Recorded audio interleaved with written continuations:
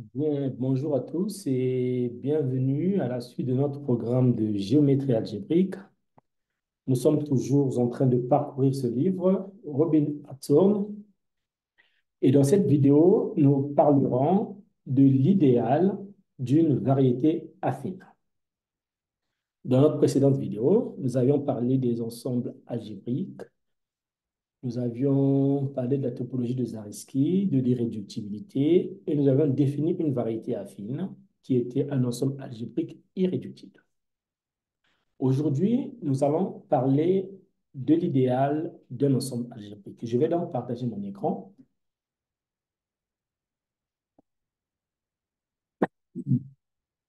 Et sans plus tarder, nous allons débuter. Donc, Alors, ce que nous allons faire se trouve à la page 3 du livre, idéal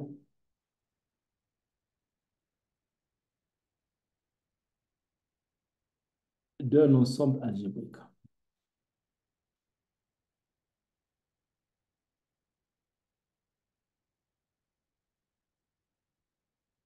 Alors, ce que nous faisons, nous prenons Y, un ensemble algébrique ici.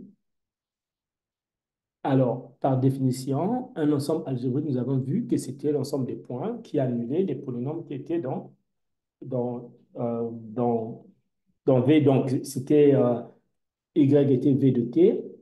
Et donc, nous prenions des polynômes qui sont tous racines de tous les polynômes qui sont dans V.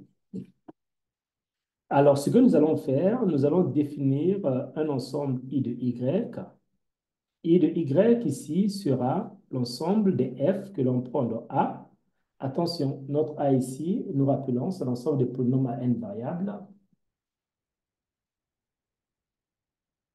tel que F de P égale à 0, quel que soit le P que l'on prend dans Y. Donc, nous avons ici un ensemble de points, et l'idéal, ce sont les polynômes, donc c'est l'ensemble de tous les polynômes qui s'annulent en ces points. Et c'est un idéal parce que 0 appartient, la somme des deux éléments appartient, en tout cas c'est un idéal. Et donc c'est un idéal, est un idéal de A appelé idéal de Y.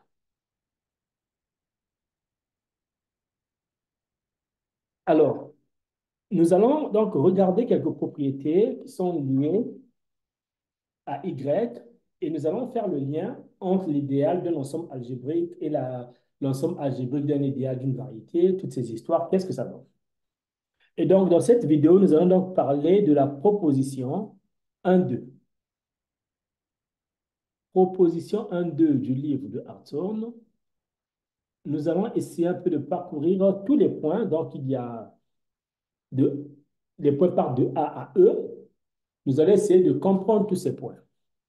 Alors, le premier point de la propriété nous dit, si T1 et T2 sont dans A, donc sont des parties de A, l'ensemble des polynômes, si T1 est contenu dans T2, montrer que T1 est contenu dans T2 implique que V de T2 est dans V de T1. Alors, ceci n'est pas difficile parce que nous prenons un P ici. Quand nous prenons P dans T2, signifie que tous les polynômes qui sont dans T2 s'annulent en P. Alors, voici le schéma. Nous avons notre T2 ici. C'est que tous les polynômes qui sont ici, T1 est à l'intérieur, puisque nous avons T1. Alors, si quelque chose s'annule sur tout ce qui se trouve dans P2, en particulier, il s'annule sur tous ceux qui sont dans P1. Donc, si P est dans P2, ça implique que f de P égale à 0, quel que soit f que l'on prend dans T2. Alors, comme T1 est contenu dans T2, nécessairement, nous avons f de P égale à 0, quel que soit f que l'on prend dans T1. Voilà. Donc, nous avons ici le P dans V de T1.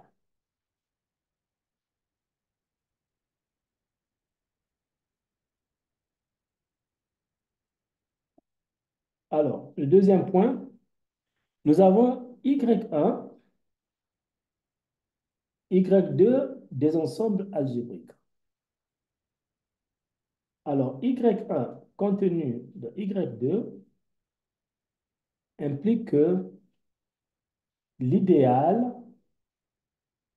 de Y2 est dans l'idéal de Y1. Alors, ça se fait de la même façon que tout à l'heure parce que un élément de I2, c'est un polynôme. Donc, je prends un polynôme de Y2.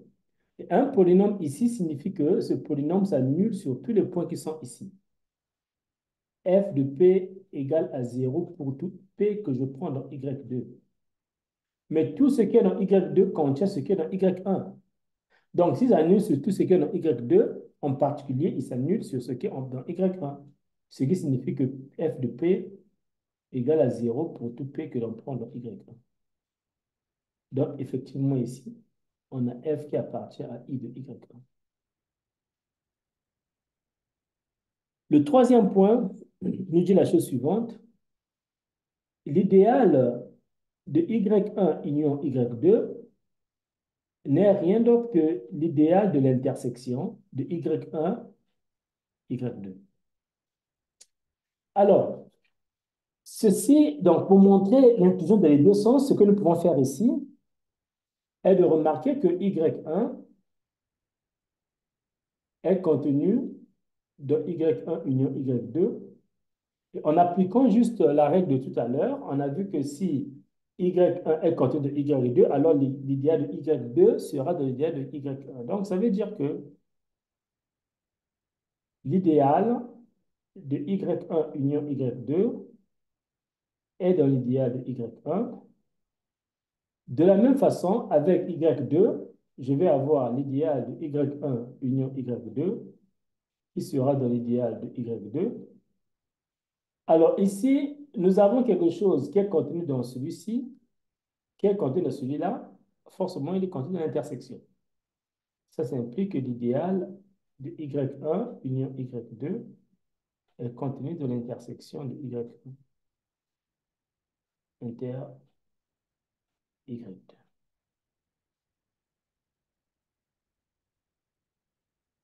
Inversement, bon, enfin, ou bien, ouais, réciproquement,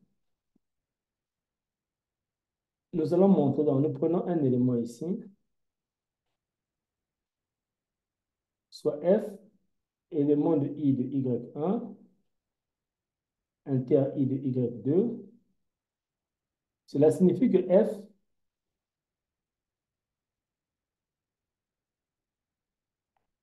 enfin, s'annule en tout point de Y1, il s'annule aussi en tout point de Y2.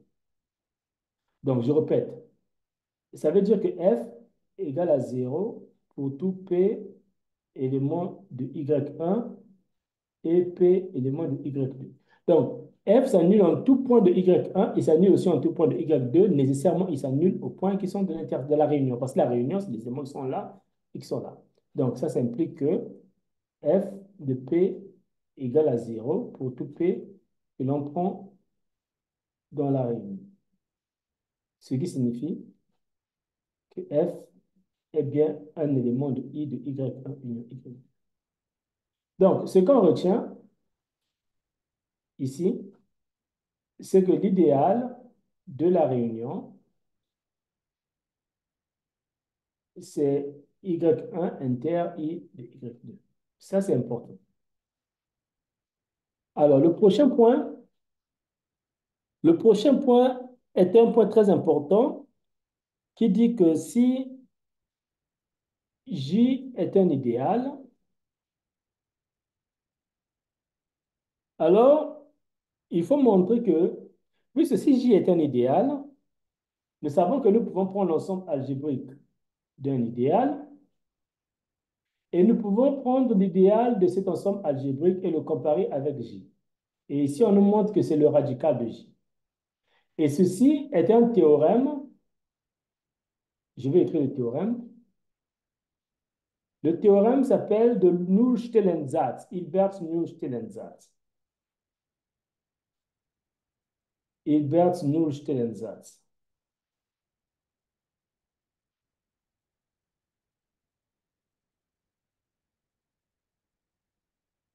Et donc, ce qu'on nous dit ici dans Hilbert-Null-Stellensatz est de montrer que I, oh là là, I de V de J est égal au radical de J. Alors, la preuve,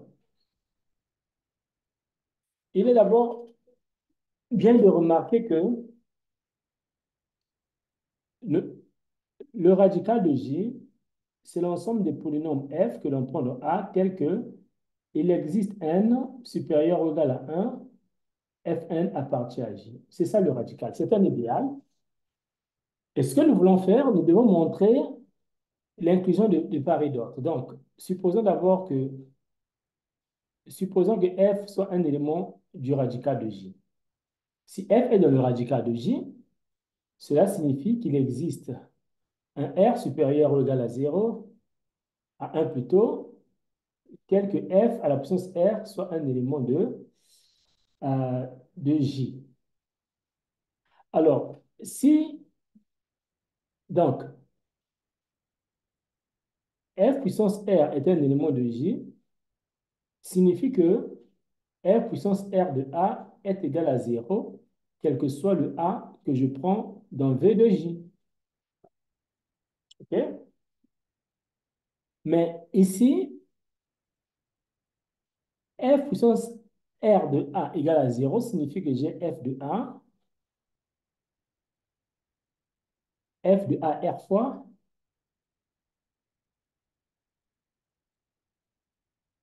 qui est égal à 0. Alors, comme A est intègre, il n'y a pas de diviseur de 0. Cela signifie que R, f de A, est égal à 0 pour tout A que je prends dans V de J. Donc, cela signifie que notre F, oh là là, ouais, notre F, notre F appartient bien à l'idéal de V de J. Donc, nous avons l'inclusion. Nous venons de montrer que le radical de J est contenu dans l'idéal de V de J. Bon, maintenant, nous allons regarder le chemin retour. Au chemin retour, ce que nous allons montrer que I de V de J est contenu dans le radical de J. Donc, nous prenons un élément ici, soit F, un élément de l'idéal de V de J. Alors, notre objectif est de montrer que F, nous voulons montrer qu'il existe un F pour lequel, un M pour lequel F puissance M appartient ici. Donc, ce que nous allons faire, nous prenons un F ici, mais étant donné que J est un idéal de A, ça veut dire que J est engendré par une famille finie de polynômes que je peux appeler F1 jusqu'à Fs. Donc, chaque polynôme ici appartient à J, et comme il appartient à J, tous les Fi ici s'annulent sur tout point que je prends dans A de J, parce qu'ils sont dans J. Mais F aussi s'annule sur tout point que je prends ici. Ça veut dire que je vais regarder l'idéal, enfin l'ensemble algébrique de V1 jusqu'à Vs. Mais en fait, ce que je vais faire avant de faire ceci, je vais utiliser une astuce qu'on appelle astuce de Robinovitch.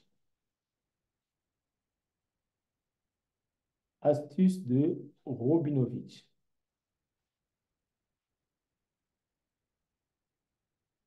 Cette astuce nous dit la chose suivante. Puisque ici, les FI, donc F1 jusqu'à Fs sont tous des polynômes de A, qui est x1 jusqu'à n. Xn. Donc, je vais prendre une nouvelle variable, soit y, une variable supplémentaire.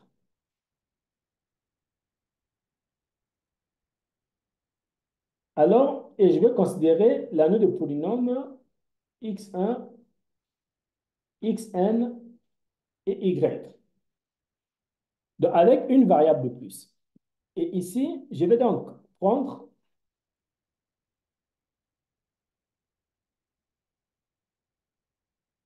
soit AB, alors avec A ici, un élément de AN, quoi, A1, pour dire que le A ici appartient ici et le B appartient là. Donc, ça veut dire que le A est un A uplet, un uplet sur, désolé, comme ceci. Et ce que je fais, c'est que je veux examiner l'ensemble algébrique V de F1, Fs, YF-1. Alors, pourquoi je prends ces deux éléments-là? Je vais montrer que je vais montrer que cet ensemble-là est vide. Et donc, pour cela, je suppose que c'est non vide. Donc, supposons que ceci est non vide. Ceci est non vide signifie que je peux trouver un élément qui appartient là. Donc, je prends celui-ci, supposons que celui-ci appartient ici. S'il appartient ici, ça veut dire que quand je l'applique à tout le monde ici, j'ai 0. Bon, l'appliquer à tout le monde, puisque lui, c'est un polynôme en x1 jusqu'à xn. Donc, ça, c'est FA, Fs de A. Tout ça, c'est égal à 0. Mais aussi, quand je l'applique à ça, j'ai 0. Mais lui, l'appliquer à ça signifie, parce que f est un polynôme en x1 jusqu'en xn, donc il s'applique à A ici, et y, c'est B. Donc j'ai ici B, f de A moins 1 égale à 0. Bien. Mais le truc, c'est que dire que bf de A moins 1 égale à 0, puisque,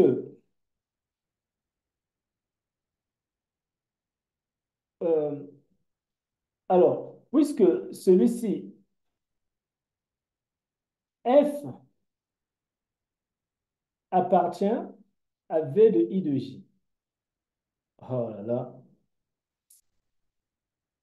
F appartient à I de V de J. Donc, le A, alors le A ici, on le prend.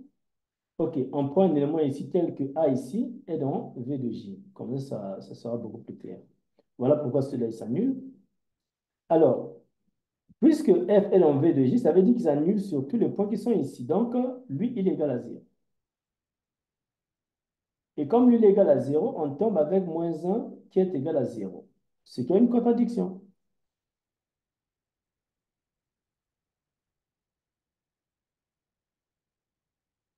Donc, en fait, si on respecte ça, on tombe à ce qui est 1 égale à 0, moins 1 égale à 0, ce qui est une contradiction.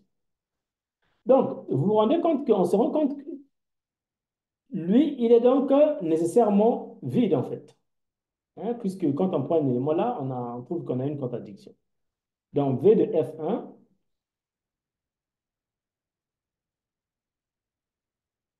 est égal à l'ensemble vide. Mais nous avons vu dans la précédente vidéo que l'ensemble vide, c'est V de 1. Ça veut dire que l'ensemble algébrique qui est ici n'est rien d'autre que l'ensemble algébrique qui est là. Ce que ça veut dire que 1 appartient à l'idéal engendré par F1,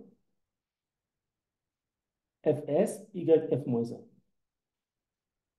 Et dire que 1 appartient à l'idéal engendré par ceci signifie qu'il existe Q1,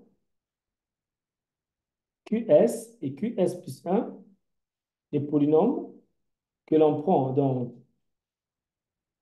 les polynômes que l'on prend dans. Alors, ici, excusez-moi,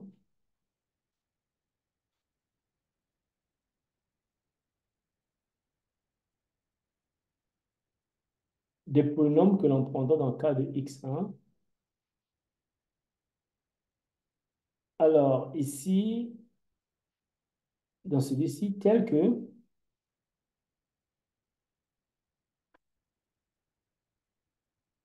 1 soit égal à Q1 F1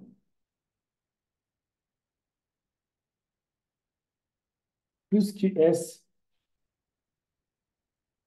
Fs plus QS plus 1 YF moins 1. Bon, voilà. Donc ici, alors, je vais voir donc, je vais montrer qu'il existe un M tel que Fm appartient à J.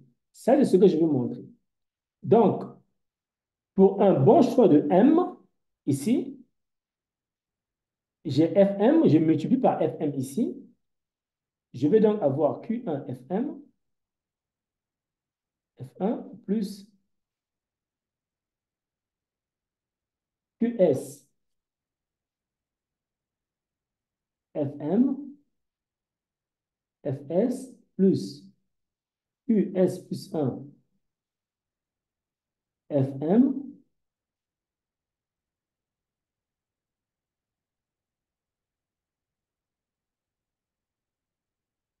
YF moins 1. Donc, ce polynôme-là va être appelé Q1 tilde, QS tilde, QS plus 1 tilde. Donc, nous avons ici Fm qui sera Q1 tilde de F1, QS tilde de Fs, QS plus 1 tilde de YF moins 1. Alors, et je vais, puisque ici, alors, remarquons que ici, ça c'est une expression. Je vais maintenant travailler dans cas. Je vais prendre cette expression modulo sur le monsieur qui est ici. Donc, j'ai ici Fm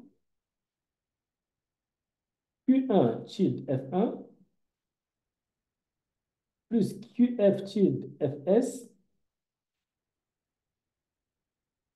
modulo YF moins 1. C'est-à-dire que lorsque je passe au quotient, ça veut dire que cette décomposition-là,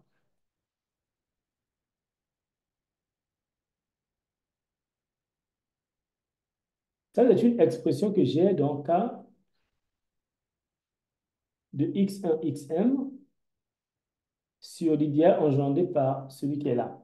Mais comme K or M, Y ici, K de x1, xn est contenu dans K de xn sur l'idéal YF-1, et on se rend compte qu'en fait, les polynômes qui sont ici n'impliquent pas Y en fait. C'est-à-dire que cette expression n'implique pas Y. Donc, cette expression est en fait une expression qui est ici. Elle est valable, elle-même est valable ici en fait. Donc, on se rend compte que Fm est égal à Q1 tilde F1, QSFS, dans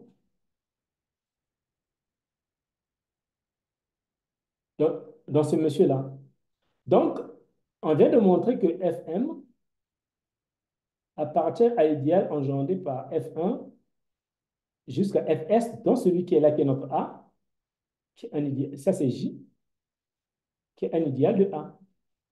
Ce qui signifie que F appartient au radical de J. Voilà.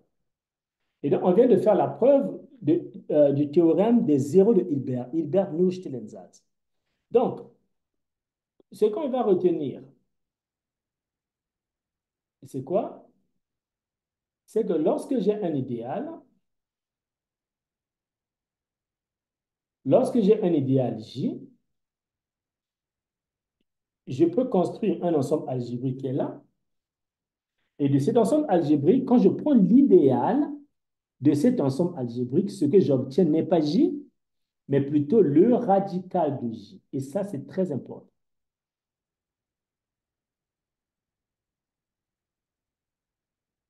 Alors, nous allons faire un dernier point, toujours de la même proposition. Maintenant, nous avons vu que si j'ai un idéal, je peux prendre l'ensemble algébrique et je reprends l'idéal, je tombe ici. Maintenant, si je faisais l'autre chemin, c'est-à-dire que j'ai un ensemble algébrique, Y, je prends son idéal, et ensuite, je reprends l'ensemble algébrique de ceci. Ça, c'est égal à quoi? Nous devons montrer que c'est égal à l'adhérence de Y. Et donc, pour ce faire, c'est très facile. Premièrement, nous allons remarquer que Y est contenu dans V de I de Y. Et ça, ce n'est pas difficile, parce que si vous avez un P ici, vous vous rendez compte que ce P s'annule sur tout polynôme qu'on prend ici. Et comme il s'annule sur tout polynôme qu'on prend ici, il est donc dans Y. Donc ça, c'est automatique. Alors, on voit que lui, c'est un fermé qui contient Y. Donc, on y va. Donc, V de I de Y est un fermé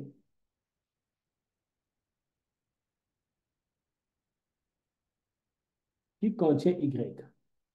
Mais le plus petit fermé qui contient Y, c'est Y bar. Donc, Y bar est contenu dans V de I de Y. Tout simplement parce que lui, c'est un fermé qui contient Y, mais lui, c'est le plus petit fermé qui contient Y. Donc, nécessairement, il est contenu là. Bien, le chemin retour. Nous devons donc montrer que V de l'idéal de Y est contenu dans Y bar. Alors, pour ce faire, nous allons prendre soit W,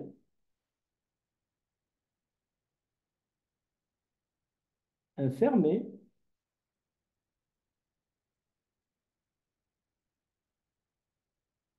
contenant V de I de Y.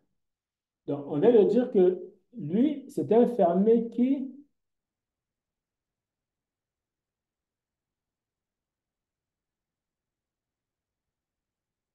Non, non, non. Pas il contient ceci, désolé. J'allais dire contenant Y. Ouais, ça marche avec Y. Contenant Y. Ce que je veux dire, c'est que W est un fermé tel que Y est contenu dans W. Mais comme les fermés dans notre topologie de Zariski sont des ensembles algébriques, ça veut dire que lui, il est de la forme V d'un certain K, où K est un idéal de A. Donc, Y, ici, j'ai donc Y qui est contenu dans V de K. Alors, par le premier point que j'ai trouvé, si Y est contenu ici, ou le deuxième, ça veut dire que l'idéal de V de K est contenu dans l'idéal de V de K est contenu dans l'idéal de Y.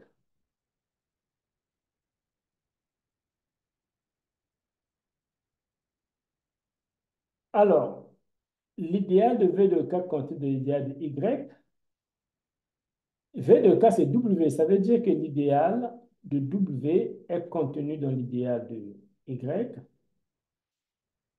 Et ça veut dire quoi? Ça veut dire que si je prends V de I de W sera contenu dans V de I de Y sera contenu dans V de I de W. Bien. Alors, ici,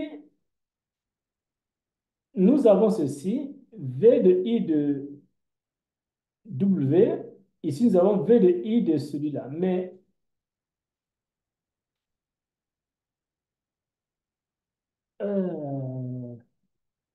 C'est pas ce que je voulais faire. Désolé encore.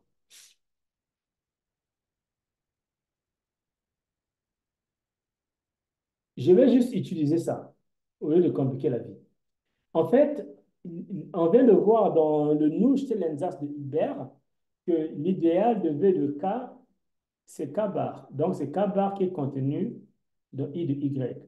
Mais K est contenu dans K bar, hein, parce que F, ici, c'est F puissance 1 qui est là, donc il appartient.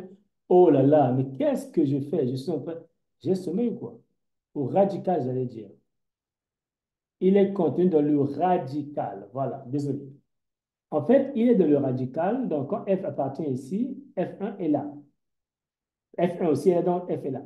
Donc, comme on a cette inclusion, ça veut dire que nous avons K ici qui est dans l'idéal de Y. Et comme K est dans l'idéal de Y, j'applique la même règle. J'ai ici donc V de I de Y qui est contenu dans V de K. Et V de K, c'est W. Donc, je termine avec ça. Alors, ce que je viens de montrer, c'est quoi? J'ai montré que si je prends au départ ici, W est un fermé qui contient Y. Je vais te montrer que tout fermé qui contient Y contient aussi cette quantité qui est là. Et comme Y bar est un fermé,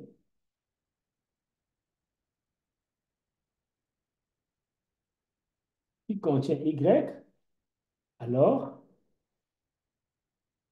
V de I de Y est contenu dans Y bar. Voilà.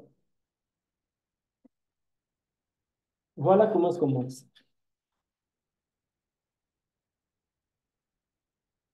Bien, donc ce sont des propriétés extrêmement importantes.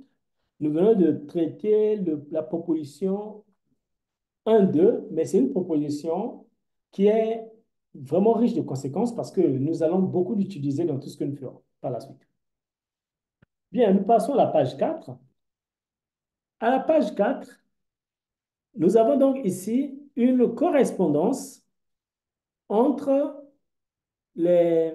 Alors, ce que nous venons de faire, c'est quoi? Nous avons donc une correspondance 1 à 1.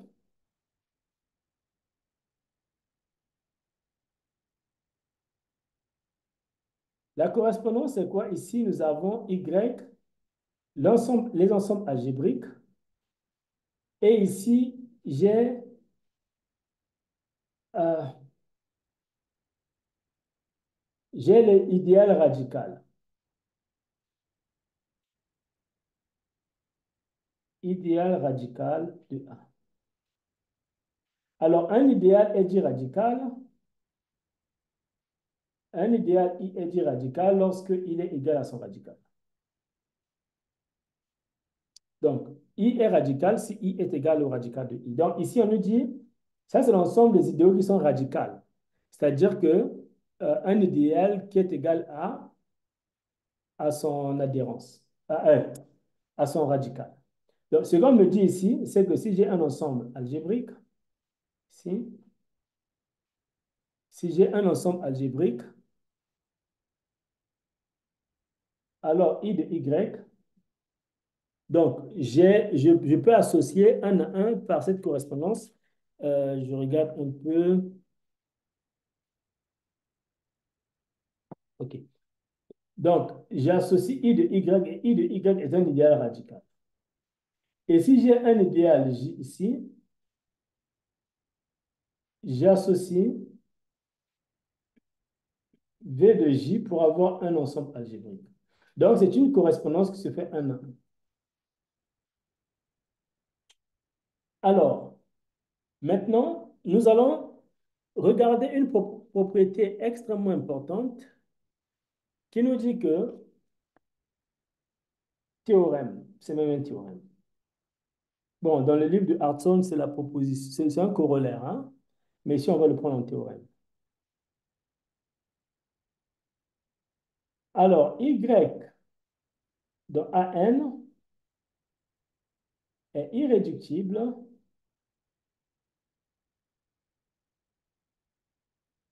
si et seulement si son idéal est premier.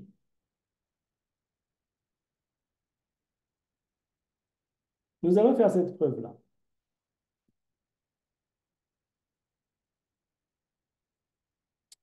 D'abord, c'est quoi un idéal premier? Un idéal est premier, je note P ici, un idéal donne nous A.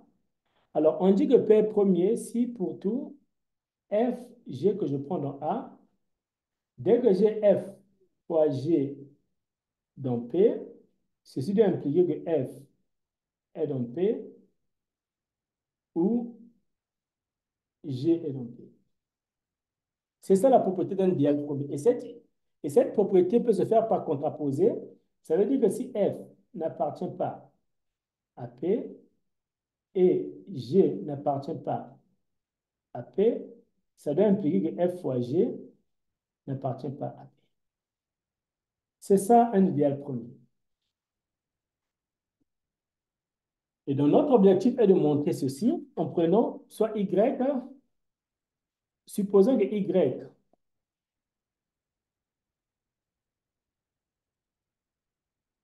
supposons que Y est irréductible.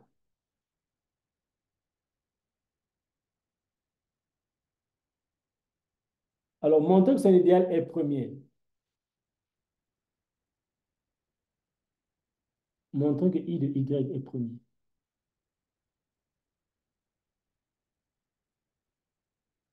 Donc, je prends soit FG dans A, tel que F fois G est dans l'idéal. Alors, dire que F fois G est dans l'idéal revient à dire que l'idéal engendré par F fois G est inclus dans l'idéal engendré par Y. Et là, je peux donc prendre la propriété de tout à l'heure. Je prends donc, ça implique que je peux appliquer l'ensemble algébrique.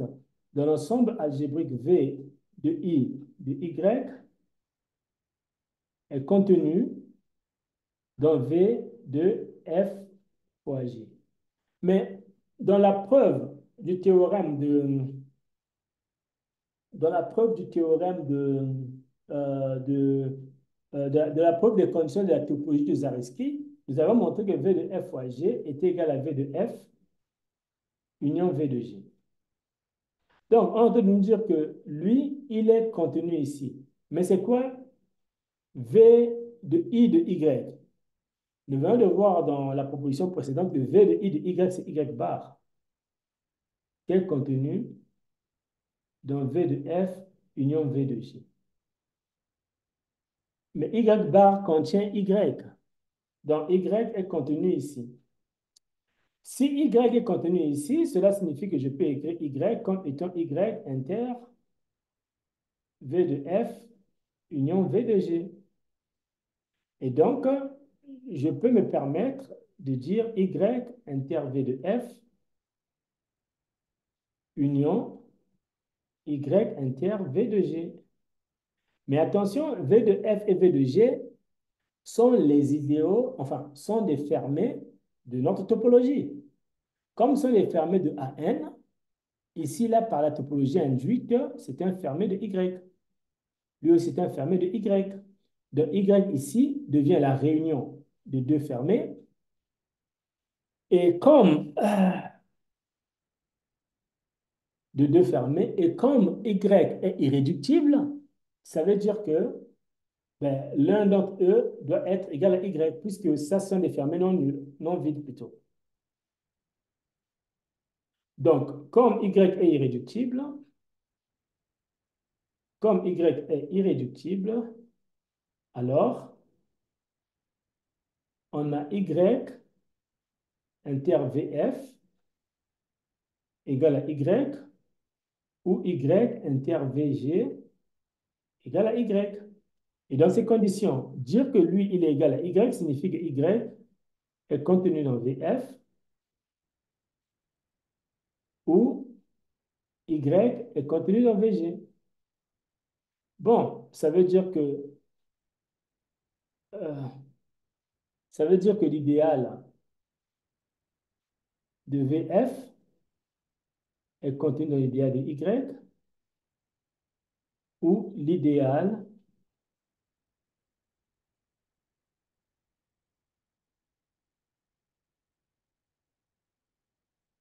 où l'idéal de VG est contenu dans IG,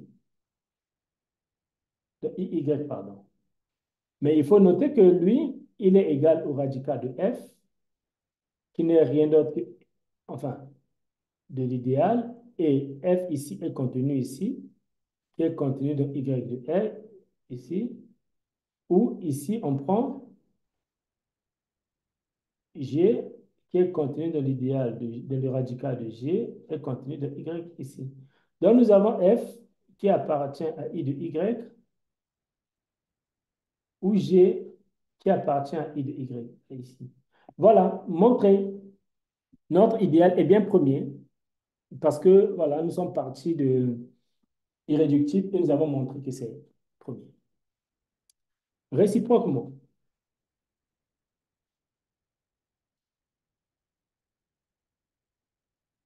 réciproquement,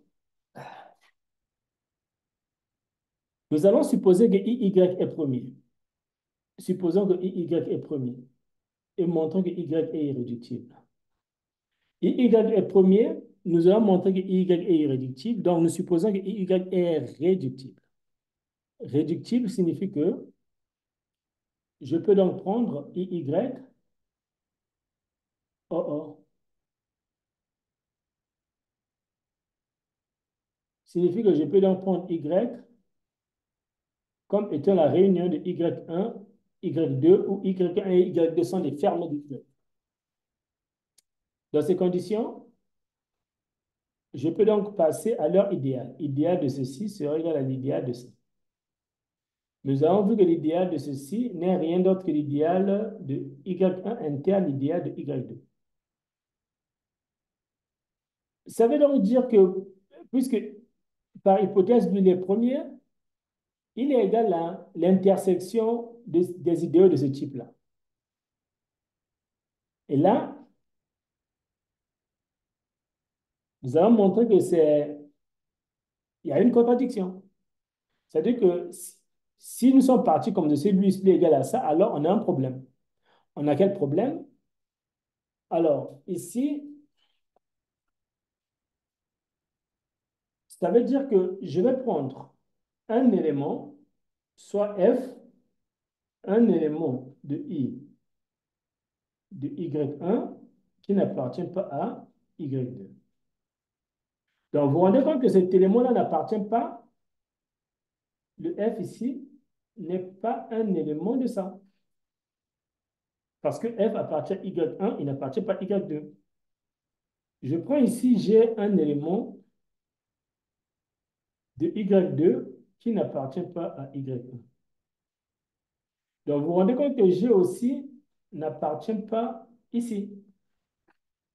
Donc, puisque ceci est égal à ça, ça veut dire que j'ai ici F qui n'appartient pas à I de Y, G qui n'appartient pas à I de Y, mais le produit F fois G, parce que F fois G appartient à l'intersection, hein. Puisque c'est un idéal, F fois G appartient à I1, il appartient à I2, donc il appartient à l'intersection. Donc j'ai deux éléments, F qui n'appartient pas, G qui n'appartient pas, mais le produit appartient à I de Y. Contradiction car I de Y est premier. Voilà. Donc, ça marque la fin de la preuve. Donc, ce que nous pouvons dire maintenant, c'est que voici une meilleure façon de montrer maintenant qu'un ensemble est irréductible. La meilleure façon de montrer qu'un ensemble est irréductible est de calculer son idéal. Si son idéal est un idéal premier, alors l'ensemble est irréductible. Et donc, ce qui nous conduit à l'exemple 1, 4, 1. Exemple 1, 4, 1. Dans l'exemple 1, 4, 1 du livre, il est question de montrer que AN est irréductible. Nous voulons montrer que AN est irréductible. Ce que nous allons faire, nous cherchons l'idéal de AN. Mais c'est quoi l'idéal de AN? L'idéal de AN, c'est l'ensemble des polynômes qui s'annule en tout point de A1. Est-ce qu'il existe un polynôme qui s'annule en tout point de A1? Il n'y a que le polynôme 0 qui règle ce problème-là. Et donc, ça là, c'est l'idéal 0. Donc, l'idéal de AN n'est rien d'autre que l'idéal 0. Mais 0 est un idéal premier. Donc, AN est irréductible.